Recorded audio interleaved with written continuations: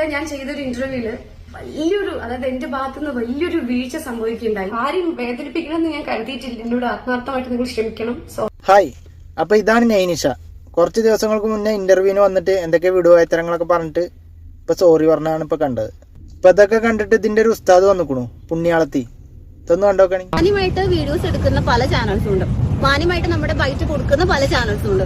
അവരോടൊന്നും ഒരു പ്രശ്നമില്ല. രണ്ടാമത്തെ കാര്യം, നമ്മൾ വിളിക്കുന്ന സമയത്ത് നമ്മൾ ഒരു സ്ഥലത്ത് ഗസ്റ്റ് ആയിട്ട് പോകുമ്പോൾ അത് റിലേറ്റഡ് ചോദ്യങ്ങൾ ചോദിക്കണം. ഗസ്റ്റിന്റെ ഫ്രണ്ട് പോർഷൻ, ബാക്ക് പോർഷൻ, അല്ലെങ്കിൽ അവരിട്ടിരിക്കുന്ന ഡ്രസ്സ് സൂം ചെയ്ത് അവരുടെ പ്രൈവറ്റ് പാർട്സ് ഒക്കെയാണ് ഈ ഇൻവൈറ്റ് ചെയ്യുന്ന പല ഓൺലൈൻ വീഡിയോസും എടുത്തിടുന്നത്.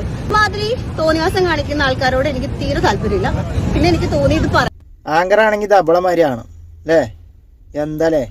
അപ്പൊ ഇവളൊക്കെ എത്രക്ക് പറയണമെന്നുണ്ടെങ്കിൽ ആ നിലക്ക് എങ്ങനെ എത്തിയെന്നും കൂടി കാണണ്ടേ?